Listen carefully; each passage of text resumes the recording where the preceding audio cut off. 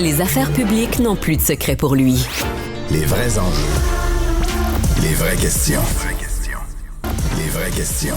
Touche les civils. Est-ce qu'une balle perdue pourrait arriver? Oui, ça fait partie des choses qui sont envisagées. C'est pour ça aujourd'hui qu'on décide de déployer cette force-là. Allons retrouver Emmanuel Latraverse, Mario Dumont et Gaétan Barrette qui sont avec nous. Évidemment, c'est en lien avec la guerre des stupéfiants à Québec. On vient d'entendre Mario Benoît Richard de la Sûreté du Québec. Et à la question suivante, là, craignez-vous que ça dégénère, que ça se transforme ou que ça nous rappelle la guerre des motards? Il y a quand même un risque assez important. Il y a même un risque que ce soit pire, parce qu'il y a une chose qu'on a vue de ce gang-là, la gang de Turmel, c'est qu'ils sont prêts à n'importe quoi. S'ils arrachent des doigts, des ongles, des orteils, je veux dire, je pense pas qu'ils vont donner que des gants blancs s'ils décident de tirer des coups de feu dans la rue, d'un stationnement de centre d'achat. À mon avis, ils font des gestes qu'on n'a jamais vus. On peut penser qu'ils pourraient prendre des risques aussi avec la sécurité du reste du public qu'on n'a jamais vu.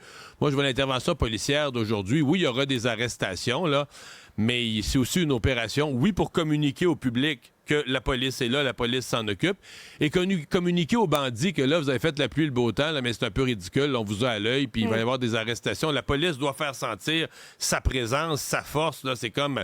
Parce que c'est un peu gênant, là, l'impression que des bandits jouent un film, là, font la pluie et le beau temps, comme dans un film, comme si personne les inquiète. Ça a été...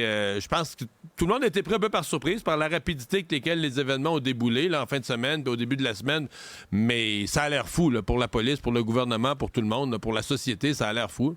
Emmanuel, c'est pas évident non plus à gérer pour le politique. On n'a pas vu le ministre de la Sécurité publique, François Bonnardel, faire une sortie en public, en personne. Là. Il a fait une déclaration sur X.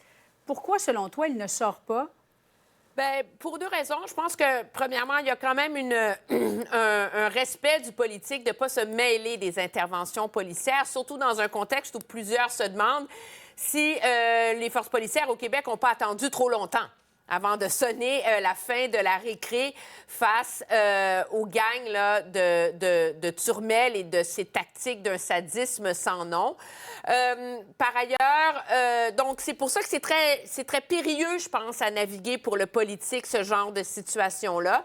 Et à partir du moment où, comme aujourd'hui, on voit les forces policières prendre la chose en main, bien là, ce qu'il a fait, c'est donner son appui et envoyer le signal que le politique surveille ce qui se passe.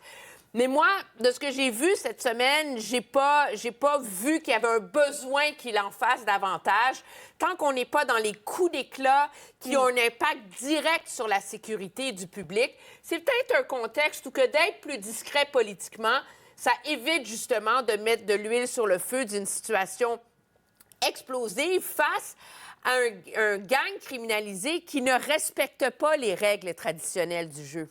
Oui, et qui est assez arrogant aussi. Bien sûr, c'est une nouvelle qui est en développement. Alors, nous irons retrouver aux alentours de 18 h notre collègue Félix Séguin qui aura pour nous les tout derniers détails. Dossier de JE maintenant. Dans la très grande majorité des villes au Québec, c'est très difficile d'avoir une ambulance dans les délais acceptables. Gaétan, je m'adresse à toi, ancien ministre de la Santé. Ça fait des années que c'est comme ça. Qu'est-ce qui ne fonctionne pas?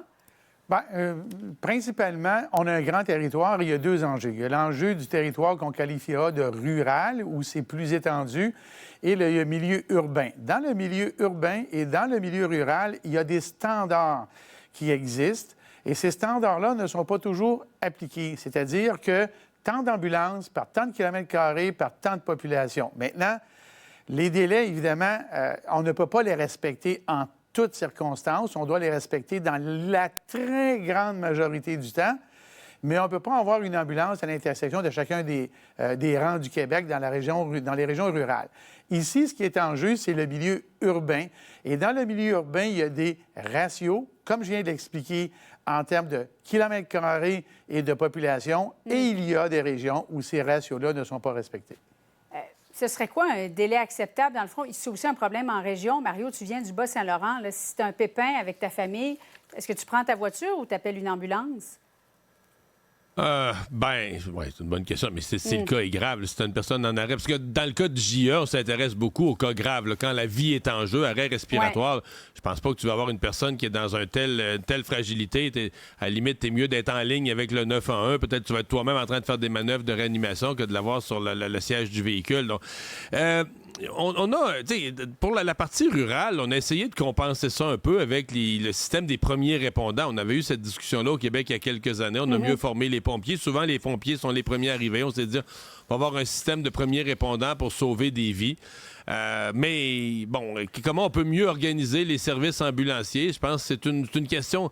J'ai hâte de voir le reportage ce soir. Moi, je ne l'ai pas encore vu, là, mais c'est une question qui se pose certainement et qui va interpeller le ministre Christian Dubé. Là. Mais Emmanuel, oui, tu voulais ajouter? Mais ce qu'il y a de malheureux, c'est que c'est un peu comme d'autres services publics où, quand on voit le détail de ce que JE a déterré, c'est que c'est pas nouveau comme enjeu, c'est pas nouveau comme problème. Il y a eu plein de rapports du coroner sur cette question-là.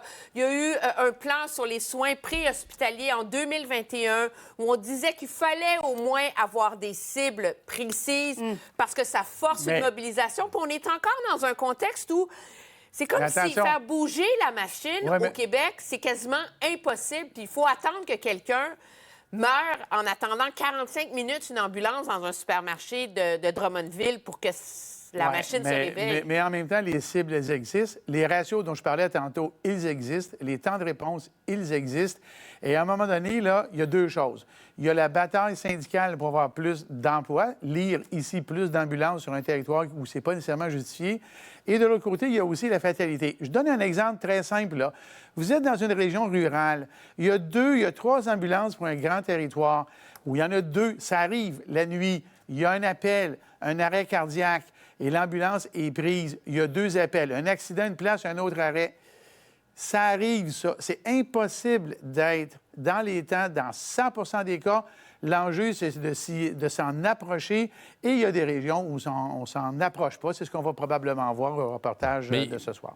Mais il y a aussi un problème, des fois, que, tu sais, les problèmes du réseau engendrent d'autres problèmes du réseau. Quand c'est engorgé à l'urgence, on a entendu plusieurs fois des témoignages de paramédics qui disent « Mais là, on vient de perdre 2 heures dans une urgence parce que les paramédics ne peuvent pas laisser le patient, là, tant qu'ils n'ont pas signé, il est pris en charge par l'hôpital. Alors, si à l'urgence, ça déborde trop, l'hôpital n'a pas de personnel, il n'y a personne qui est prêt à faire la prise en charge.